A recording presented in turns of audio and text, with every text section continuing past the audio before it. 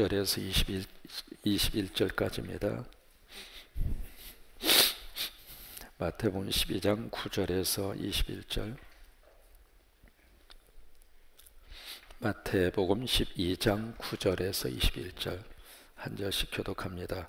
거기에서 떠나 그들의 회당에 들어가시니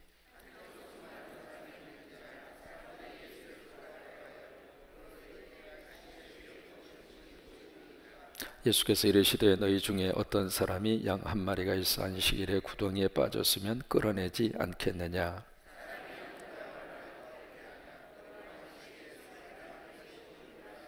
이에 그 사람에게 이르시되 손을 내밀라 하시니 그가 내밀매 다른 손과 같이 회복되어 성하더라. 예수께서 하시고 거기를 떠나 가시니 많은 사람이 따르는지라. 예수께서 그들의 병을 다 고치시고 이는 선지자 이사야를 통하여 말씀하신 바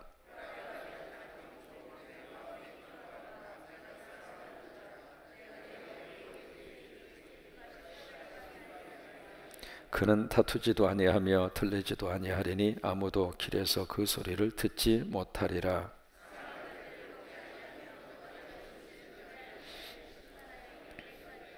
함께 있습니다. 또한 이방들이 그의 이름을 바라리라 함을 이루려 하심이니라. 아멘. 할렐루야. 주의 이름으로 사랑합니다. 감사합니다. 고맙습니다.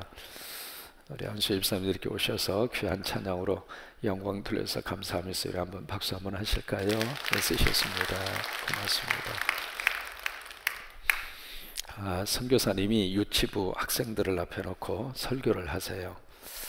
한참 설교를 하는데 한 학생이 손을 번쩍 들더니 선교사님 질문이 있어요. 그래, 무슨 질문? 하나님하고 예수님은요 아버지하고 아들이라면서요. 그럼 성부, 성자 하나님이시지. 그런데요 하나님은 성이 하시고 예수님은 성이 예신데 어떻게 성이 다른데 아버지하고 아들이 될 수 있어요? 그렇게 묻는 거예요. 그러니까 갑자기 그 질문을 받는 선교사님이 당황을 해서 이것을 뭐라고 설명을 해야 될까? 그러니까 옆에 있는 친구가 콕 옆구리를 쑤시면서 하는 말은, 야, 너는 그것도 몰라? 미국에서는 성이 다 뒤로 가잖아. 그러니까 하나님, 예수님. 이해가 되셨어요? 그랬대요. 지금 이제 안식일 문제가 계속해서 대두가 되고 있거든요. 오늘 9절에 보시면은 그들의 회당에 들어갔다. 그들의 회당은 어디냐면 가버나움 회당을 말합니다. 그 회당에 들어가서 봤는데 거기에 손 마른 한 사람이 어디에 있느냐면 회당 안에 있습니다. 누가 같은 경우에 있어서는 여기 이제 마태는 그냥 한편 손 마른 사람, 한쪽의 손이 말랐다 그렇게 기록을 했고, 누가 같은 경우에 있어서는 그 손이 오른손이다 그랬습니다. 근데 전승에 의하면은 이 사람의 직업이 석수공이에요. 석수공, 돌을 다듬어서 그걸로 먹고 사는 사람인데, 이제 손이 바로 그 사람에게 있어서는 목숨과 같잖아요. 손을 통해서 생업을 꾸려가는 사람인데 그것도 오른손이란 말이죠. 그러면 가장 중요한 생계의 수단으로 삼고 있는 오른손에 지금 문제가 생겼어요. 오라져렸다는 이야기는, 말랐다는 이야기는 지금 중풍의 상태를 말하고 있거든요. 한쪽이 지금 마비가 된 거예요. 그러니 그 사람의 생활이 얼마나 힘들까 쉽게 우리가 생각을 해볼 수가 있겠죠. 마치 프로축구 선수가 다리를 절단하게 됐다. 어떨 것 같아요? 살기는 살겠지만은 얼마나 그 삶이 불행한 삶이 될까, 그 생각을 해볼 수 있는데, 근데 중요한 것은 이 사람이 지금 어디에 있느냐면 회당 안에 있습니다. 회당 안에 있다는 이야기는 지금으로 말하면 교회 안에 있다 그 말이에요. 여러분, 힘들면 힘들수록 우리는 하나님의 전에 교회 안에 있어야 소망이 있습니다. 그러니까 넘어지더라도 교회 안에 있으면 하나님이 이렇게 세워주십니다. 근데 이것이 자꾸 세상으로 가잖아요. 세상으로 가면 세상은 우리를 세워줄 사람 만나기가 쉽지가 않아요. 세상은 넘어진 사람이 있으면 짓밟고 가는 곳이 세상입니다. 그러나 하나님의 집에 있으면은 넘어지는 순간 하나님이 다시 우리를 이렇게 세워 주실 수가 있고, 성령님이 우리를 붙잡아 주실 수가 있고, 그래서 이 사람에게 지금 어떤 가능성과 희망을 우리가 어디서 볼 수 있느냐면 이 사람이 바로 회당 안에 있다는 사실이에요. 그런데 한번 보실까요? 10절에 보시겠습니다. 10절에 한편 손 마른 사람, 그 한편이 오른손이라고 누가는 기록을 했다고 소개를 드렸죠. 그런데 사람들이 예수를 고발하여 물어 이르되 안식일에 병 고치는 것이 옳으니까.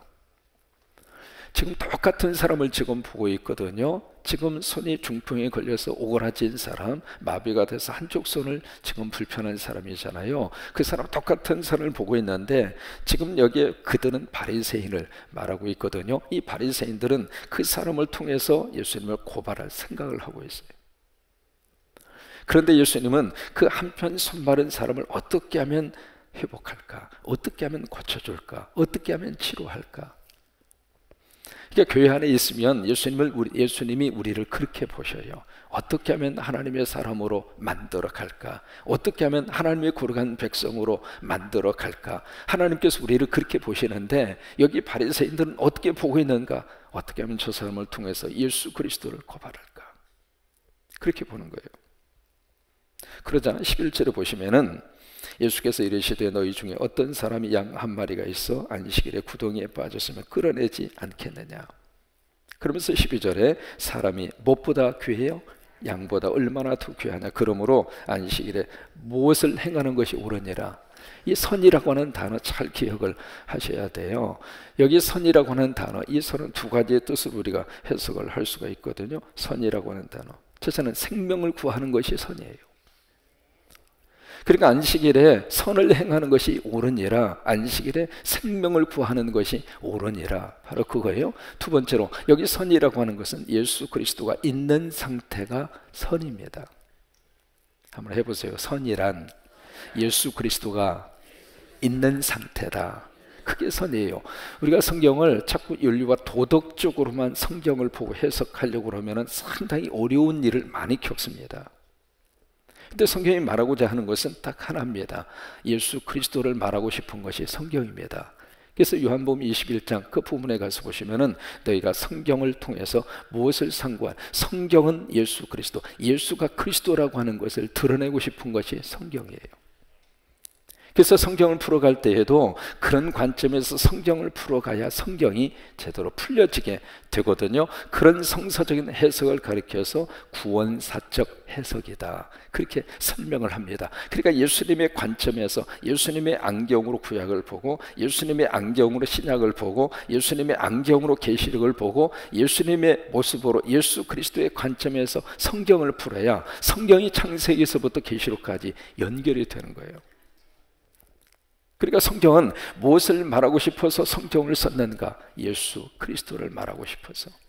다윗을 말하고 싶어서 성경을 쓴 게 아닙니다. 다윗을 통해서 드러나는 예수님을 말하고 싶은 거예요. 모세를 말하고 싶은 게 아니에요. 모세를 통해서 예수 그리스도를 말하고 싶은 거예요. 솔로몬을 말하고 싶은 게 아니에요. 솔로몬을 통해서 예수님을 말하고 싶은 거예요. 아브라함을 말하고 싶은 것이 아니라 아브라함을 통해서 누구를 말하고 싶어요? 예수님을. 그래서 이 선과 악에 대한 문제도 예수 그리스도의 관점에서 해석을 해야 제대로 우리가 받아들일 수가 있습니다. 선이라고 하는 것은 예수 그리스도가 있는 상태, 악이라고 하는 것은 예수 그리스도가 없는 상태. 그래서 선을 행하라, 그 이야기는 착하게 살아라, 윤리적으로 살아라, 도덕적으로 살아라, 그것이 기본적인 개념이잖아요. 그 개념을 성경은 뛰어넘습니다. 선을 행하라, 그 이야기는 예수 그리스도를 모시고 살아라. 예수님을 모시고 사는 그 자체가 선이에요. 예수님을 모시고 살다가 넘어져도 그 자체가 선이에요. 예수 그리스도를 모시고 살다가 거짓말을 할 때가 있잖아요. 그래도 하나님은 우리를 선으로 보시는 것이거든요. 그것이 바로 의인이라고 하는 단어로 그렇게 성경이 표현을 하고 있는 거예요. 그러니까 안식일에 선을 행하는 것이 옳으니라. 여러분, 안식일에, 주일에 가장 중요한 안식일의 주인은 누구라고 그랬어요? 예수님이잖아요. 그러니까 안식일에 예수 그리스도를 모시고 사는 것이 최고로 좋은 선이에요. 그러면서 13절에 보실까요? 이에 그 사람에게 이르시되 뭘 내밀어요? 손을 내밀어. 여기 손을 내밀어 이 이야기를 영어로 보시면 stretch out your hand 그 단어를 썼거든요. 그 이야기는 손을 쫙 뻗는 것을 말해요. 한번 이 시간에 한번 뻗어보세요. 추운 날씨 오시나로 애쓰셨잖아요. 쫙 한번 뻗어보세요. 지금 우리들의 손이 지금 뻗을 수 있다고 하는 게 복이에요.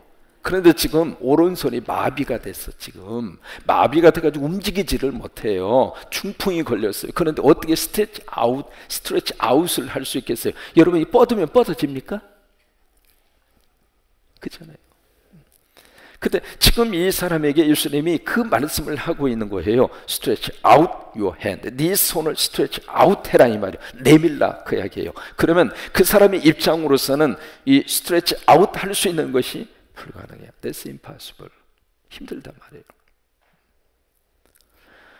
지금 중풍병 환자를 향하여 손을 내밀어라. 어떻게 이걸 내밀 수가 있겠느냐고요. 그러니까 본인의 입장으로 봐서는 도저히 불가능하고, 그런데 주님을 보면은 가능하다 이 말이에요. 내가 생각할 때는 힘들어도, 내가 생각할 때는 못한다 할지라도 하나님이 도와주시고 성령이 역사하시고 능력이 임하면 오가라뜬 손을 펼 수 있다 이 말이에요. 그러니까 믿음의 관점은 내 기준에서 하나님 기준으로 옮겨져야 믿음이 생깁니다. 내 생각이 머물러 있으면 믿음이 안 생겨요. 왜? 사람은 어쩔 수 없이 자기 관점, 자기 경험, 자기 지식 그 이상의 틀을 못 벗어나요. 그러니까 믿음이라고 하는 단어를 쓸 때에는 철저하게 나라고 하는 기준에서 하나님의 기준으로 옮겨지는 거예요. 나는 못하지만 아버지는 할 수 있습니다. 내 능력은 이거밖에 안 되더라도 하나님의 능력은 크십니다. 하나님이 역사하시면 할 수 있습니다. 할 수 있거든. 무슨 말이냐? 믿는 자들에게는 능치 못할 일이 없느니라. 내게 능력 주시는 자 안에서, 그게 믿음이거든요. 나는 모든 것을 할 수 있느니라. 그래서 이 손 마른 사람에게 stretch out your hand, 네 손을 stretch out 해라. 불가능하죠. 그런데 어떤 역사가 나타나게 됐는가? 13절에 보세요. 이에 그 사람의 이르되 손을 내밀라 하시니 그가 어떻게 했어요? 순종한 거예요. 순종한 거예요. 그러니까 말씀 앞에 순종하는 순간 기적이 나타난 거예요. 그러니까 처음에 손을 내밀어라, 그게 어떻게 가능하겠어요? 만약 이 사람이 스스로가 그런 생각을 했다고 판단을 해보세요. 손을 내밀어라. 주님, 안 보이십니까? 내 손이 오그라진 거? 사람들 누구 지금 약 올릴 일이 있습니까? 나도 지금 내밀고 싶죠. 근데 안 되잖아요.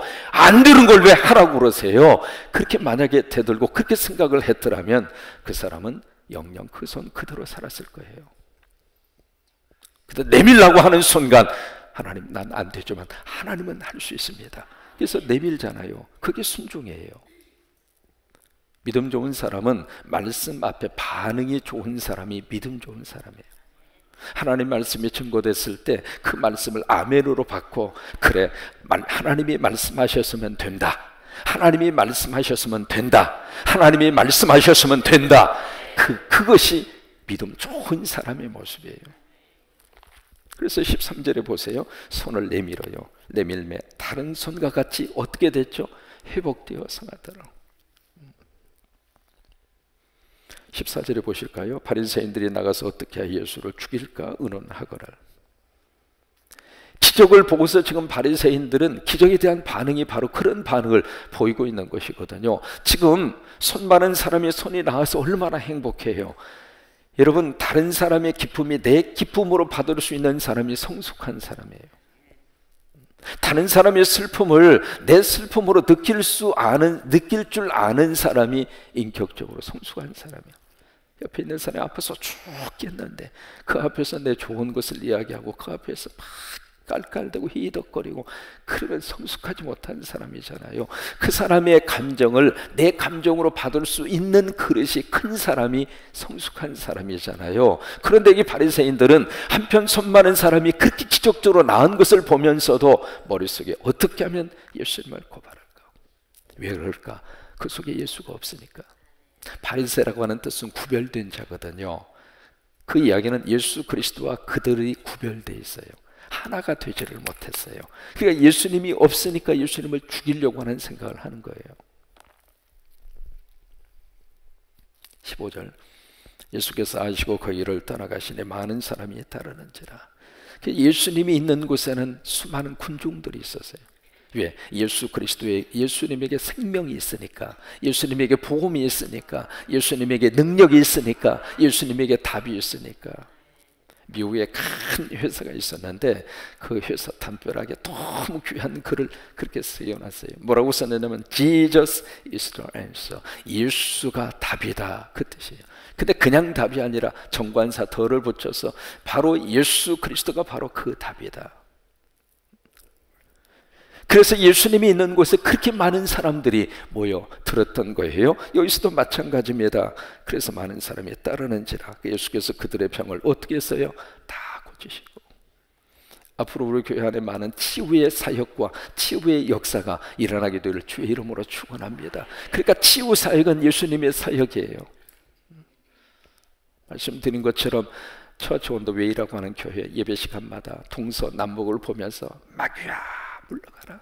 여러분, 그것도 성서적이에요. 그 더러운 영은 떠나갈지어다, 사탄은 물러갈지어다, 악한 영은 떠나갈지어다. 그것도 다 성서적인 그런 우리들의 선포거든요. 그래서 예수님이 있는 곳에는 모든 병을 다 고치시고 16절에 자기를 나타내지 말라 경고하셨으니, 그러면서 17절부터 21절까지 이사야서 42장의 말씀을 인용을 하고 있습니다. 17절, 이는 선지자 이사야를 통하여 말씀하신 바. 18절에서 21절까지 다시 한번 읽습니다. 시작. 보라, 내가 택한 종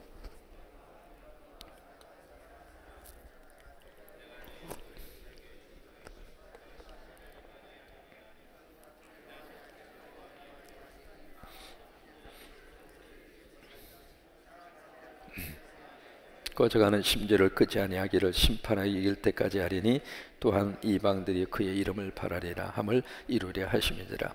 이사야 42장을 가리켜서 메시아 예언장이라고 그래요. 42장이. 그래서 메시아가 이 땅에 오실 때 이런 모습으로 오실 것이다. 메시아가 어떤 분인가? 그래서 이사야 42장에서 우리에게 말씀을 해주시고 있는데, 거기 18절에 보시면은 보라, 내가 택한 종 곧 내 마음에 기뻐하는 바 내가 사랑하는 자로다. 내가 내 영을 그에게 줄 터이니 그가 심판을 이방에 알게 하리라. 지금 여기에 보시면 영어 번역에는 그렇게 돼 있어요. 바로 여기에 나의 종이 있다. Here is my servant. 여기에 바로 내 종이 있다. 그러니까 어떤 종인가? 내가 사랑하는 종이다. 어떤 종인가? 내가 기뻐하는 종이다. 그 이야기예요. 바라기는 이 새벽에 저와 여러분이 바로 이 주님의 축복을 받는 저와 여러분이 됐으면 좋겠어요. 하나님께서 우리 안수 집사님들을 보시고 Here is my servant. 바로 여기에 내 종이 있다.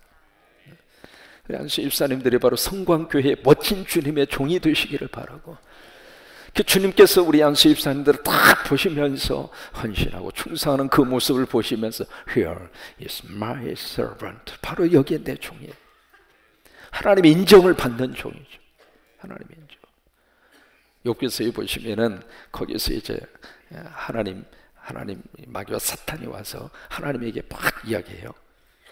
그래서 하나님 이렇게 복을 주고 하나님이 축복하고, 그러니까 하나님 믿는 거지 막 그렇게 이야기해요. 그러니까 하나님이 무슨 이야기냐? 내 종 욥을 보아라. 그 욥은 그렇게 믿음 생활하는 친구가 아니야. 내가 뭘 주니까, 내가 뭘 이렇게 축복하고, 내가 뭘 이렇게 도와주고 그래서 나를 믿는, 욥은 그런 차원의 신앙을 가진 친구가 아니야. 그렇게 이제 마귀와 사탄하고 하나님 사이에서 대화가 오고 가잖아요. 그러니까 사탄이 무슨 이야기야 하나님? 그 하나님 줬던 거 뺏어가면 욥이 하나님 저주할 거예요. 그래? 한번 해봐. 그러나 그 생명은 손대지 마라. 그렇게 해서 이제 욥기가 시작이 돼요. 근데 마지막 욥기 42장에 가서 보시면은 사탄이 손을 들어요. 그리고 나중에 하나님이 욥에게 더 큰 복을 내려 주세요. 무슨 얘기냐면 사탄에게서도 인정받는 사람이 욥이었어요. 우리는 세 가지 면에서 인정을 받아야 돼요. 첫째로 이웃에게 인정받아야 돼요.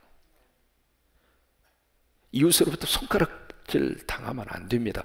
저도 우리 성광교회 안수 집사님 하면 다른 사람들이 성광교회 안수 집사님 이웃에게 인정받아요. 두 번째, 하나님에게 인정받아야 돼요. 그런데 더 중요한 것은 세 번째, 사탄에게도 인정받아야 돼요.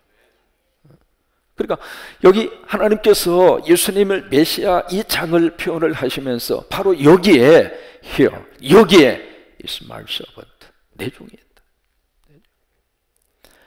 저와 여러분 모두를 하나님이 보시면서 그래, 저 스스로도 그렇게 질문을 던져봅니다. 하나님의 차목사를 보시면서 그래, 넌 내 종이야. 그래야 목사로서 제대로 목회를 하는 거죠. 사람들이 인정해주고 뭐 다른 사람이 저기 한다 하더라도 하나님께서 나를 보시고 넌 내 종이 아니야, 그러면 끝나는 거죠. 목회 생명이 끝나는 거죠. 사람들의 눈가림을 해서 어느 정도 설교도 하고 목회도 하고 뭐 그렇게 할 수 있다 쳐봐요. 그러나 그 겉으로 드러난 결과보다도 더 중요한 것은 하나님이 저를 보시면서 그는 그래, 넌 내 종이야, 그걸 인정받아야 진짜 목사지. 그런 것처럼 여기 예수님이 메시아를 보시면서 그 말씀을 하시고 있어요. 바로 여기에 내 종이 있다. 근데 그 종이 어떤 종이가? 내가 택한 종이다. 다른 사람이 택한 것이 아니라 우리 안수의 집사님들 누가 택하셨어요? 하나님이 택하셨잖아요.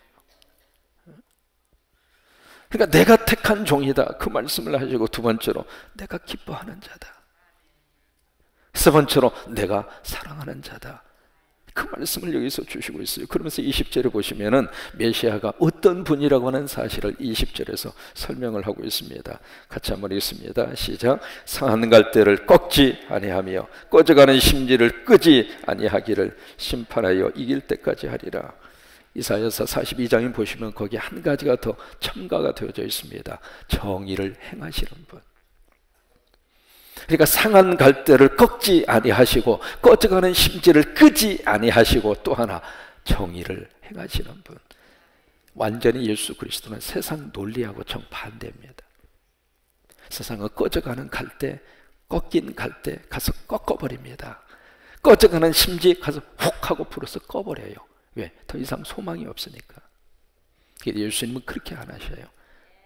꺾여서 더 이상 쓸모없는 인생이라 할지라도 주님은 그 갈대를 다시 세워주세요. 이제는 더 이상 소망이 없어서 가물가물한 그 심지라 할지라도 주님은 그 심지를 잘 보호해서 그불이 다시 일어나도록. 여러분, 성경에서 가장 많이 은혜를 받은 사람이 누구일 것 같아요? 이름을 가만히 생각을 해보세요. 성경에서 가장 많이 은혜를 받고 하나님의 축복을 가장 많이 받은 분이 한 분이 계세요. 누구냐면 막달라 마리아. 막달라 마리아. 그래서 성경에서 가장 많이 은혜를 받은 분이 막달라. 막달라는 막 달라고 그랬어요. 은혜도 막 달라고 그랬고 복도 막 달라고 그랬고 하나님의 귀한 선물도 막 달라고 그랬고 그게 막달라 마리아거든요. 근데 이 막달라 마리아를 보시면 7 귀신 들렸잖아요. 꺾인 갈대였고 꺼져가는 심지였어요. 근데 예수님이 그 막달라 마리아를 꺾인 가지 상한 갈대이고 꺼져가는 심지였지만은 주님이 막달라 마리아를 잘 세워서 너무 귀한 하나님의 사람으로 막달라 마리아를 축복을 하셨어요. 저와 여러분도 하나님 앞에서 막달라, 할렐루야. 그래서 상한 갈대지만 하나님이 다시 한번 우리 가정 세워주시고 우리 부부 다시 한번 세워주시고 우리 자녀 다시 한번 하나님이 세워주셔서 하나님 꺼져가는 심지지만 다시 소망을 가지고 일어나서 사는 저와 여러분이 될 수 있게 되기를 주의 이름으로 축원합니다.